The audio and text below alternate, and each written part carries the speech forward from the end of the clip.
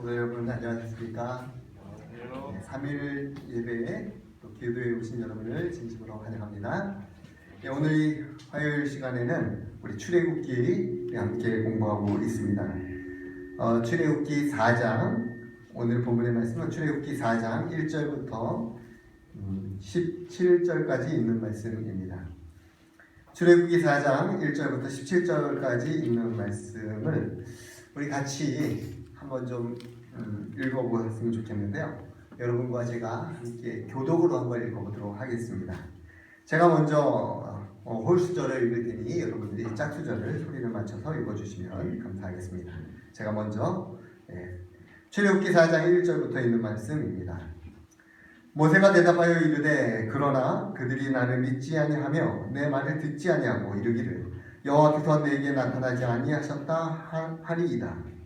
여호와께서 그에게 이르시되 내 손에 있는 것이 무엇이냐 그가 이르되 지팡이니라. 여호와께서 이르시되 그것을 땅에 던지라 하시매 곧 땅에 던지니 그것이 뱀이 된지라. 모세가 뱀 앞에 피하매 여호와께서 모세에게 이르시되 내 손을 내밀어 그 꼬리를 잡으라. 그가 손을 내밀어 잡으니 그 손에서 지팡이가 된지라. 이는 그들에게 그들의 조상의 하나님 곧 아브라함의 하나님, 이삭의 하나님, 야곱의 하나님 여호와가 내게 나타날 줄을 믿게 하려 합니다 하시고 여호와께서 또 가라사대 내 손을 품에 넣으라 하시매 손을 품에 넣었다가 내어보니 그 손에 문둥병이 발하여 눈같이 hin지라. 이르시되 내 손을 다시 품에 넣으라 하시매 그가 다시 손을 품에 넣었다가 내어보니 그의 손이 본래의 살로 되돌아왔더라. 여호와께서 가라사대 그들이 너를 믿지 아니하며 그 처음 이적의 표징을 받지 아니하여도 둘째 이적의 표징은 믿으리라. 그들이 이 두 이적을 믿지 아니하며 내 말을 듣지 아니하거든 너는 나일강 물을 조금 떠다가 땅에 부으라. 내가 떠온 나일강 물이 땅에서 피가 되리라. 모세가 여호와께 구하여 주여 나는 본래 말에 능치 못한 자라. 주께서 주의 종에게 명하신 후에도 그러하니 나는 입이 뻣뻣하고 혀가 둔한 자니이다. 여호와께서 그에게 이르시되 누가 사람의 입을 지었으며 누가 말 못하는 자나 말 듣는 자나 눈 밝은 자나 맹인이 되게 하였느냐 나 여호와가 아니냐. 이제 가라. 내가 내 입과 함께 있어서 할 말을 가르치리라. 모세가 이르되 오 주여 보낼 만한 자를 보내소서. 여호와께서 모세를 향하여 눈물을 바라시고 가라사대 레위 사람 내 형 아론이 이제 아니하뇨. 그의 말 바람을 내가 아노라. 그가 너를 만나러 나오나니 그가 너를 볼 때 마음에 기뻐할 것이라. 너는 그에게 말하고 그의 입에 할 말을 주라. 내가 내 입과 그의 입에 함께 있어서 너희들이 행할 일을 가르치리라. 그가 너를 대신하여 백성에게 말할 것이니 그는 내 입을 대신할 것이요 너는 그에게 하나님같이 되리라. 너는 이 지팡이를 손에 잡고 이것으로 이적을 행할지니라. 아멘. 출애굽기 4장 1절부터 17절에 있는 말씀을 읽어봤습니다. 여러분이 읽어보니 어떻습니까? 답답한 가슴이 뻥 하고 뚫리십니까? 아니면 마치 된 밥에 고구마를 하나 더 얹어 먹는 듯한 느낌이 드십니까? 답답함이 좀 느껴집니다. 출애굽기 4장 1절부터 17절에 보시면 우리의 가슴을 답답하게 한 이유는 모세의 태도와 모세의 마음 때문에 그렇습니다. 지난 시간에 우리가 출애굽기 3장을 공부했었죠. 하나님께서 모세를 부르셨습니다. 그의 인생 3분의 2 지점, 삶의 3분의 2 지점에 그를 부르셨죠. 전반부 3분의 1 지점은 애굽에서 왕자로 생활을 하다가 그리고 이제 이 중반부 그의 삶은 미디안 광야에서 목자로 생활을 합니다. 그리고 80년이 지난 그리고 이제 마지막 인생의 마지막 부분을 하나님의 부르심에 응하여 하나님께서 그를 부르시고 그가 대답을 했던 것이죠. 그게 이제 출애굽기 3장의 이야기입니다. 지금은 이제 출애굽기 4장에 있는 말씀입니다. 자, 출애굽기 4장 1절 우리가 이제 이미 읽어봤습니다만 1절 말씀에 모세가 대답하여 이르되 그러나 그들이 나를 믿지 아니하면 내 말을 듣지 아니하고 이르기를 여호와께서 내게 나타나지 아니하셨다 하리이다. 4장 1절에 보니까 모세의 어떤 태도를 보이게 되면 모세가 확신을 갖지 않는 것입니다. 모세의 이 불확신. 그래서 모세가 첫 번째 이의 제기를 합니다. 그들이 나를 믿지 아니하면 내 말을 듣지 아니하면 어떻게 합니까? 라고 하는 이의 제기였죠. 네. 자기 말을 듣지 않을 것이다 라고 하는 것입니다. 진짜일까요? 진짜 안 들을까요? 여러분 어떻게 생각하십니까? 사람들이 이스라엘 백성들이 모세의 말을 잘 들게 될 것일까요? 또 바로 왕이 잘 들을 것이라 예상되십니까? 자기 말을 잘 듣지 않을 것이다. 아마 진짜 그럴 것입니다. 그렇다면 모세의 이런 불확실한 태도는 정당한 태도가 아닐까요? 사실이 그러니까요. 그러나 이건 정당하지 않는 주장입니다. 왜 그럴까요? 여러분들 출애굽기 3장 18절에 있는 말씀을 한번 보십시오. 출애굽기 앞장에 있는 3장 18절의 말씀에 보시면 그들이 내 말을 들으리니 뭐라고 기록되어 있습니까? 뭐라고 되어 있냐면 하나둘 마이크를 좀 바꿔주십시오. 여기 너무 울리는 것 같아서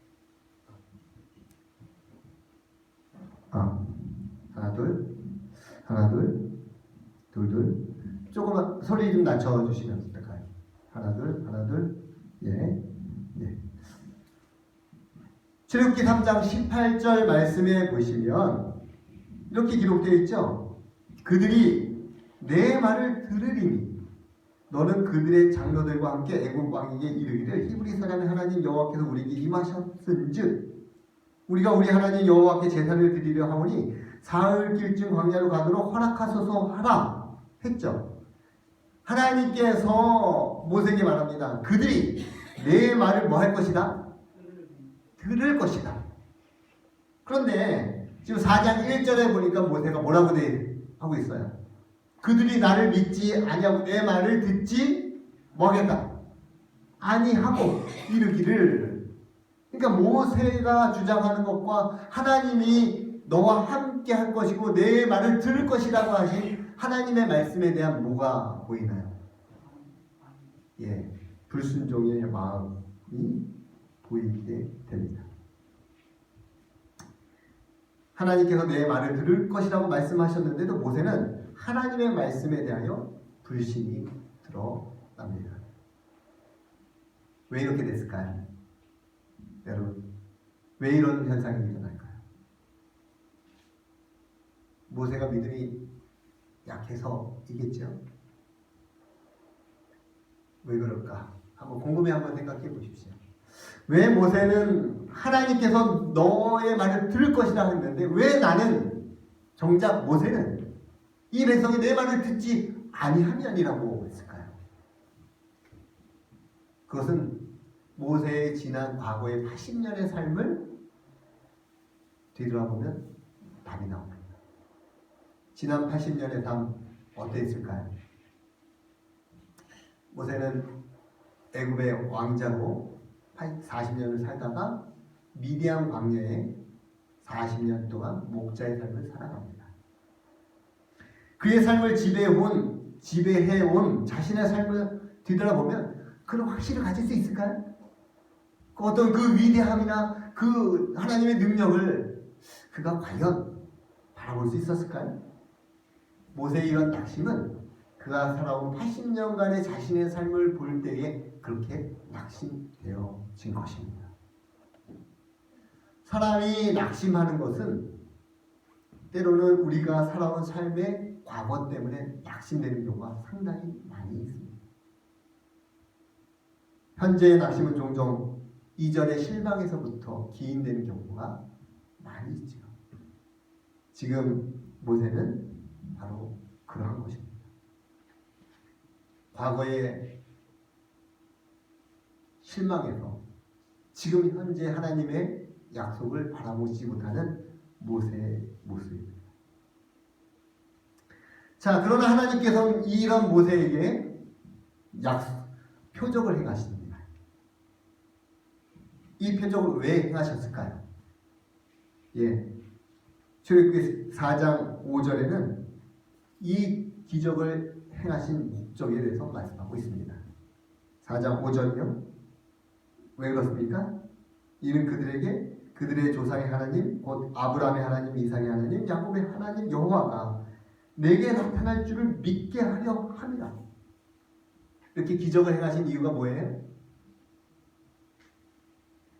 너에게 하나님이 나타냄을 보여주기 위함이다 라고 말씀하고 있습니다. 그래서 하나님께서 이 두 가지 표적을 행하십니다. 그 첫 번째 표적이 4장 2절의 표적입니다.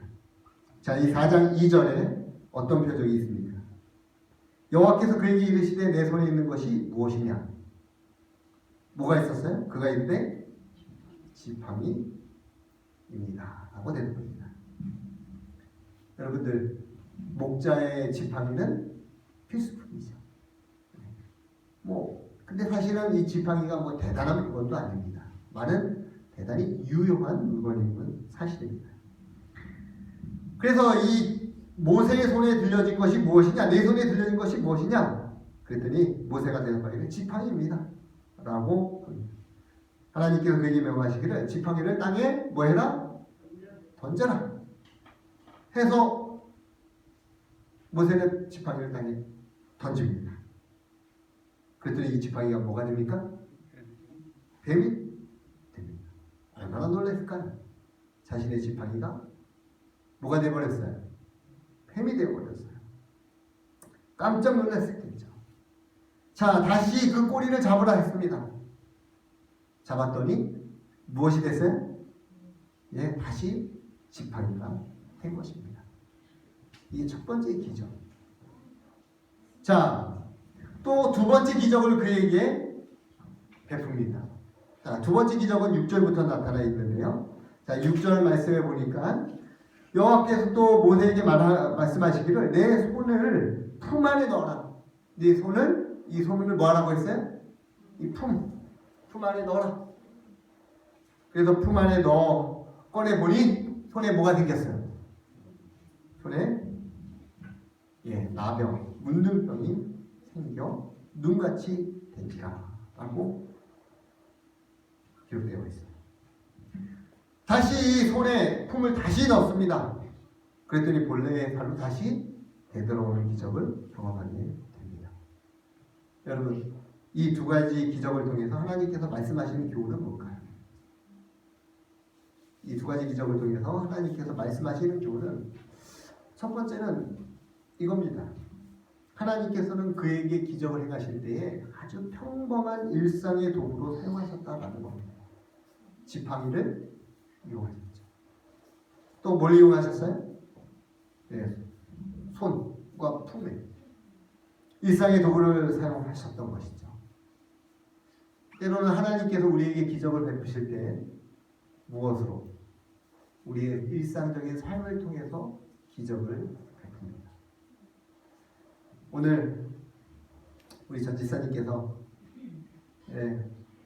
허리가 아프시다고. 왜 아프셨나요, 지사님? 전세장 지사님 왜 아프셨어요? 고구마를 3,000개나 30단을 심으셨거든요. 아유, 대단하십니다, 지사님. 그죠? 그래서 이렇게 3,000개를 심으면 어떻게 될까요, 나중에? 3,000개가 몇 개가 될까요? 3,000개가 몇 개가 될까요? 글쎄, 우리가 헤아릴 수 없겠죠. 알 수가 없죠. 예. 모세의 지팡이를 던졌을 때 뭐가 돼버렸어요? 뱀이 됐죠.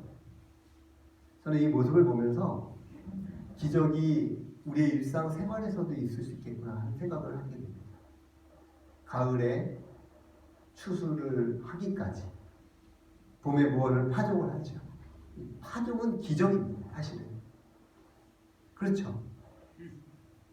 이 씨앗을 뿌리는 게 이 기적이 일상화가 돼서 그런 거지 사실은 대단히 신기한 일이에요.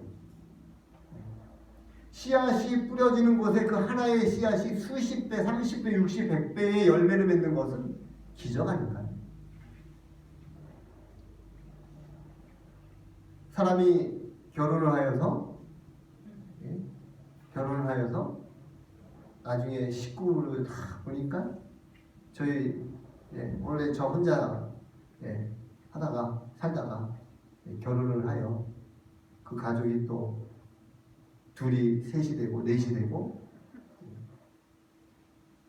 저희 아버지를 생각해보니 저희 아버지는 홀로 고아로 대단히 어렵게 사셨는데 저희 아버지가 돌아가실 때는 그 식구가 제가 몇 명이었더라. 오형제니까 5명에 10명에 19명에 저희 21명이 저희 아버지를 포함해서 그 가족이 21명이 됐어요. 여러분 생각해 보십시오. 우리의 삶에는 의외로 많은 기적이 일어난다고 하는 것입니다. 마치 모세가 뭐한 것처럼요. 그가 가지고 있는 지팡이를 던졌더니 뭐가 됐어요? 뱀이 됐고요. 우리 집사님의 고구마 순이 땅속에 던져지니 뭐가 돼버렸어요? 가을에 그 꼬리를 잡았더니 뭐가 돼버렸어요? 풍성한 열매로 나온 이건 놀라운 기적인 겁니다. 뭐 하기 위해서 이런 기적을 베풀었을까요? 뭐 하기 위해서? 하나님께서 이 기적을 통해서 뭘 가르쳐주기 위한 것일까요? 여기 출애굽기 4장 5절에 그들의 조상의 하나님 곧 아브라함의 하나님, 이삭의 하나님, 야곱의 하나님인 여호와가 너와 함께 하심을 나타내게 하심이라고 말씀하고 계시죠? 마찬가지입니다. 오늘날 이 시대, 지금에도 하나님이 우리와 함께 하심을 나타내기 위하여 오늘 우리는 우리의 삶 속에 일상적인 기적을 경험하게 되는 겁니다. 한 사람이 한 가족을 이루고 하나의 작은 씨앗이 수십 배, 수백 배의 열매를 거두며 저녁에 잠들었다가 아침에 일어나는 기적들을 보고 겨울 내내 다 죽어 보였던 온 땅이 새 봄이 되어 모든 것이 다 새 생명으로 태어나는 것은 기적 중에 기적이 아니겠습니까? 자, 평범한 지팡이. 여러분, 지팡이는 뭘 의미할까요?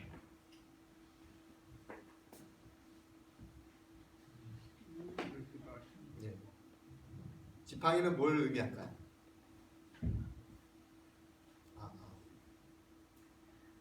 지팡이는 뭘 의미할까요? 지팡이는 여러분 목자가 양을 인도하며 또 맹수로부터 보호할 때 쓰는 아주 가장 기본적인 도구죠. 그래서 목자의 시에도 주의 지팡이와 막대기가 나를 안위하시나이다. 보호와 인도의 상징입니다. 또 하나님 품이라고 하는 것은 뭘 의미할까요? 품이라고 하는 것은 마치 암탉이 자기 새끼와 알을 뭐 하듯이 품어 안듯이 품이라고 하는 것은 바로 그것을 의미하는 것이죠. 바로 하나님께서 당신의 백성들을 보호하시는 하나님의 사랑을 뜻하는 겁니다. 이 기적 가운데서도 이 모세의 이 신청에 대한 하나님의 대답조차도 내가 너를 뭐 하겠다라는 거예요. 보호하고 인도하여 줄 것이다 라고 하는 약속을 하시는 것이었어요. 이렇게 주님께서 이런 두 가지 기적을 통해서 모세에게 확신을 주시려고 했던 것이죠. 그리고 또 세 번째 보증을 줍니다. 이렇게 해도 만약 안 믿으면 뭐 하라고요?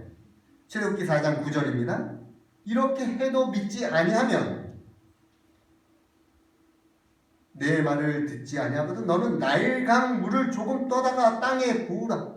뭐 하라고요? 나일강 물을 떠다가 땅에 부으라. 그러면 뭐 어떻게 되겠다? 피가 된다. 그 나일강 물이 땅에서 피가 되리라 라고 하는 세 번째, 이건 약속입니다. 이렇게 세 번째, 이렇게까지 약속하십니다. 나일강, 애굽인들은 하피라고 불렀다고 합니다. 하피. 이 하피는 뭐냐면 이 나일강 신의 이름입니다. 풍요와 생명의 젖줄과 같은 나일강을 그렇게 부른 것입니다. 이 나일강이 피로 물든다라고 하는 것은 누가 죽은 거예요? 나일강의 신이 죽은 것이죠. 애굽의 파괴와 죽음을 의미하는 것이고요. 애굽의 헛된 우상들을 멸망시킬 수 있다라고 하는 사실을 모세에게 보증하여 주신 겁니다. 그러니 모세가 믿고 담대히 가라 라고 이렇게 보증하여 주신 거죠. 여러분 이 정도 보증해 주시면 뭐 해야 돼? 네 알겠습니다 하고 가야죠. 자 그런데 4장 10절입니다. 자 4장 10절에 보겠습니다. 모세가 또 여호와께 이르되 오 주여 나는 본래 말을 하지 못하는 자니이다. 이제 또 모세가 또 다시 이의 신청을 합니다. 이제 뭐라고 신청합니까? 예, 나는 원래 말을 좀 못하는 사람입니다. 주께서 주의 종에게 명령하신 후에도 역시 그러하니 나는 입이 뻣뻣하고 혀가 둔한 자입니다. 하고 또다시 하나님께 이의 신청을 합니다.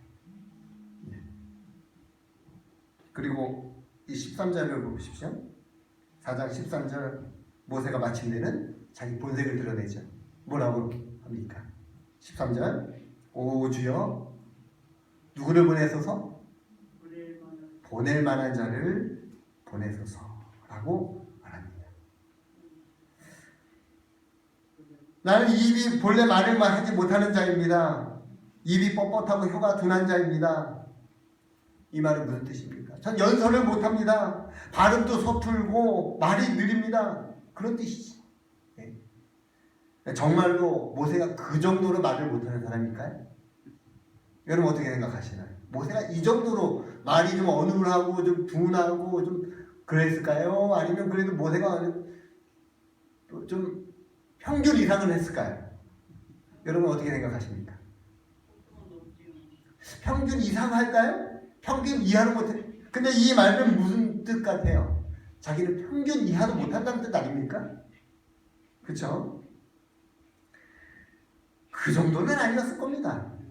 왕자로 성장했던 모세가 그 정도는 아니었겠죠. 그러나 모세는 애굽이라고 하는 대국의 왕 바로를 만나서 설득을 해야 되고요. 그렇죠? 완고한 이스라엘 백성들을 이끌어내려면 뭐가 필요하다는 걸 생각했을까요? 그냥 평범한 것 이상으로 특출한 달변 그리고 설득의 기술이 필요하다라는 것을 인식했을 겁니다. 그렇겠죠, 여러분? 그죠? 그런 기술이 필요할 것이라고 생각했기 때문에 이렇게 표현한 겁니다. 하나님, 저는 어떤 사람이에요? 저는 본래 말을 잘 못하는 사람입니다. 그러니까 남을 설득할 만큼 전 달변가가 아닙니다. 탁월한 웅변가가 아니에요. 저는 입술이 뻣뻣하고 혀가 둔한 사람입니다. 라고 말한 것이죠. 모세의 이런 생각은 철저하게 인간 위주의 생각이었어요. 자신을 바라볼 때에 나오는 생각이었어요. 모세가 바로를 만나서 뭐 하려고 했던 거예요? 설득하고 탁월한 말로 그의 말로 그를 설복시키려고 했던 것이. 인간적 기준을 가지고 있었다라고 하는 것입니다. 그래서 모세는 그렇게 표현한 겁니다. 여러분, 우리는 때로는 이런 함정에 빠지는 경우가 많이 있습니다. 사실은 저 자신이 참 이런 함정에 많이 빠지고 삽니다. 기술이 있어야지. 설득력 있는 표현을 해야지. 제가 이제 목회를 한 20여 년 이렇게 하면서 어떤 사람이 목회를 잘하는가. 제가 이제 우리 동료 목사님들을 봤어요. 동료 목사님들을 봤는데 이제 학교 다닐 때 우리 문대승 집사님도 저랑 같이 학교를 다녔습니다. 이제 학교를 다닐 때 아주 말을 유창하게 잘하는 신학과생들이 원래 좀 말을 잘하는데 유창하게 잘하는 사람들이 있어요. 예. 그리고 이제 학교 다닐 때 유창하게 잘 못하고 조금 어눌하게 하시는 분들이 있어요. 그래서 저는 이제 젊은 시절에 저분은 그냥 목회 나가면 진짜 잘하겠다 라는 생각을 가지고 있었고, 저분은 좀 저렇게 말이 느리고 좀 그래서 저분 좀 과연 잘하실 수 있을까라는 의문을 가진 적이 있었어요. 제가 20년이 지난 지금, 그때로부터 꽤 더 오랜 시간이 지났죠. 네. 약 한 30년이 지난 지금 제 생각이 바뀌었을까요? 아직 그대로 있을까요? 제 생각이 완전히 바뀌었습니다. 이 목회는 말을 하는 게 아니구나. 그 진실함과 마음의 믿음으로 하는 거구나. 영성으로 하는구나. 라는 것을 깨닫게 됩니다. 여러분, 신앙도 마찬가지 아닐까요? 말 잘하는 사람이 신앙을 잘하는 걸까요? 아니면 말은 유창하지 못한다 할지라도 행동으로 믿음을 증명하고 사랑으로 그리스도의 사랑을 나타내는 그런 사람이 잘하는 것일까요?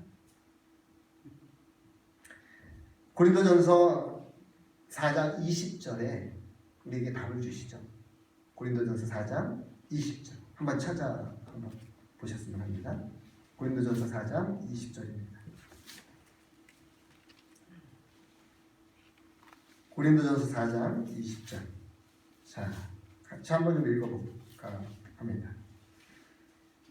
하나님의 나라는 예. 하나님의 나라는 말에 있지 아니하고 오직 능력에 있습니다. 예, 감사합니다. 같이 한번 또 읽어보겠습니다. 시작.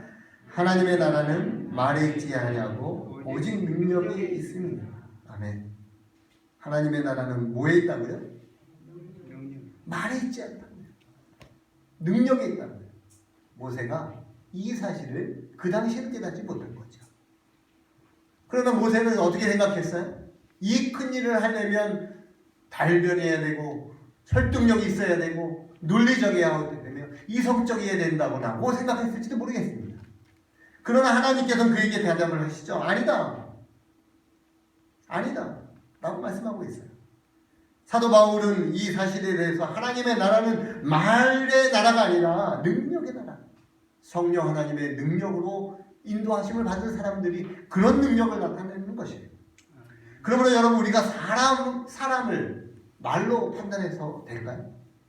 신앙을 말로 판단하면 될까요? 저 사람이 어떤 사람이 유창한 말을 한다 할지라도 여러분, 우리가 그 사람을 유창하다고 해서 신앙 좋은 사람으로 생각하면 절대 안 되죠. 말이 없고 좀 어눌하다고 해서 저 사람의 신앙을 그렇게 생각해서도 절대 안 되는 것이죠.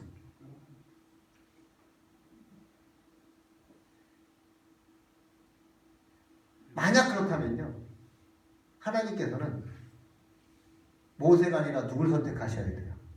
지도자로. 아론을 선택하셔야 돼요. 그죠? 기교와 천성이 별로 뛰어나지 않는 자들을 하나님께서는 선택하시고 그를 통하여 일하시기를 즐겨하시는 분이에요.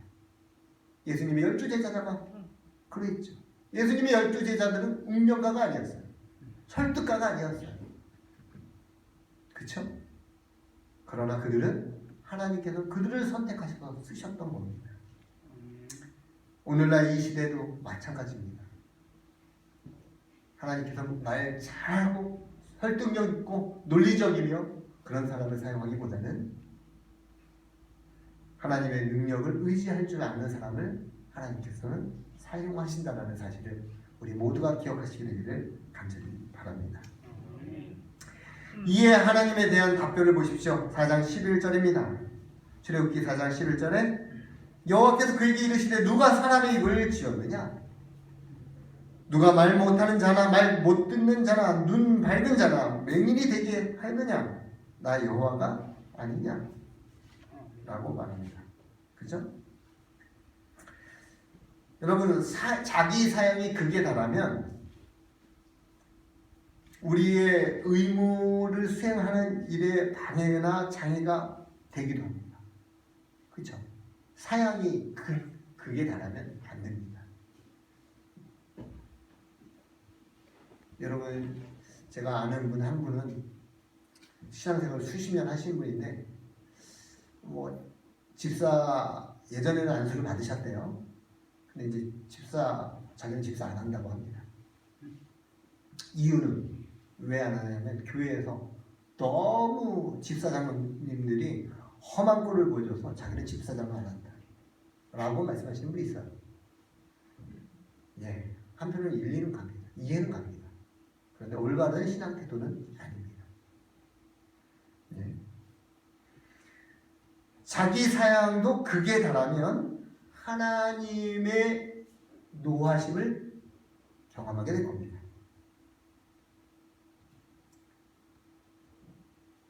우리가 하나님을 섬기는 일에서 물러나는 것은 하나님의 화를 불러일으키는 원인이 됩니다. 그랬죠? 그랬더니 4장 14절에 뭐라고 해요? 하나님께서 모세를 향하여 노하여 이르기를 레위 사람 내 형 아론이 있지 아니하냐? 그가 말 잘하는 것을 내가 하노라. 여호와께서 모세를 향하여 노를 바라십니다. 하나님께서 분개하신 것이죠.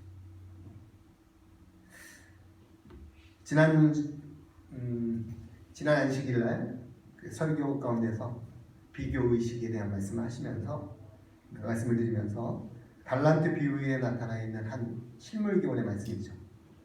자기의 달란트를 활용하지 않는 사람은 가장 적은 달란트를 받은 사람이었다.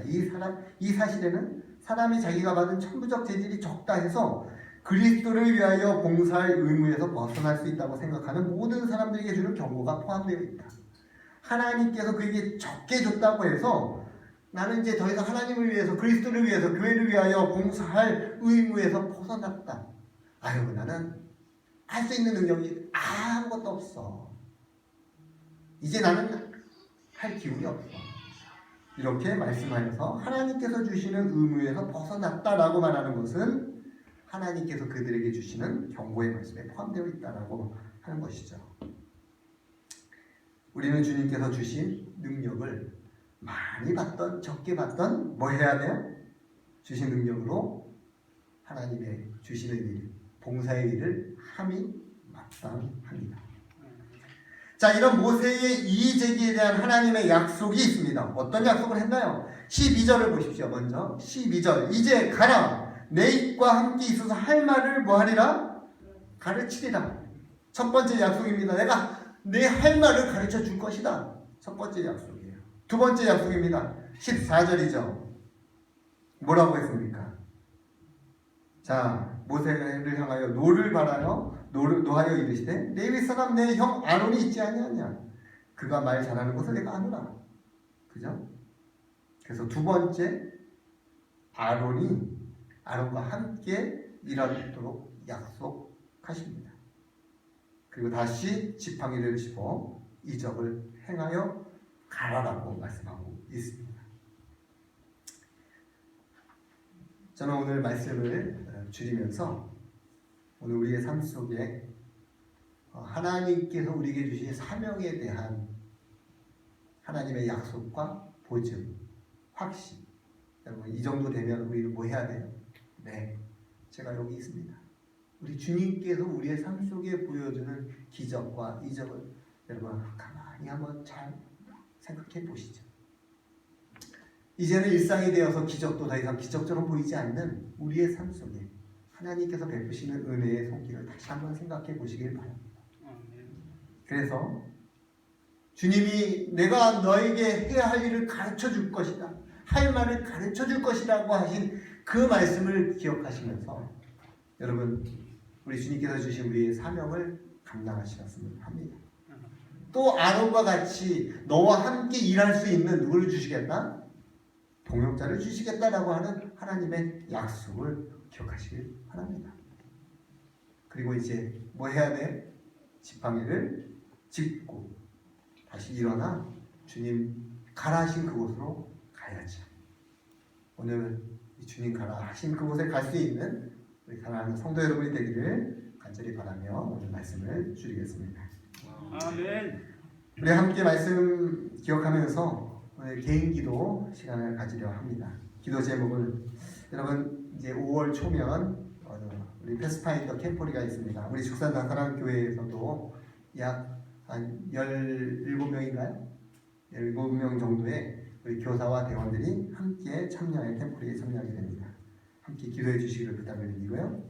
두 번째는 우리 교회 진입로를 지금 현재 구입하기 위해서 헌금을 하고 있습니다. 큰 돈이 들어가는 일이기 때문에 또 여러분들이 기도해 주시기를 바랍니다. 교회 진입로 구입을 위해서 기도해 주시고요. 세 번째는 이제 코로나 이전처럼 교회가 회복되어질 수 있도록 기도해 주시기를 바랍니다. 우리 죽산 다사랑교회 패스파인더를 위해서 기도해 주시고 또 교회 진입로 구입을 위해서 기도해 주시고 코로나 이전의 교회가 이전처럼 교회가 회복될 수 있도록 기도해 주시기를 바랍니다. 개인 기도 하도록 하겠습니다.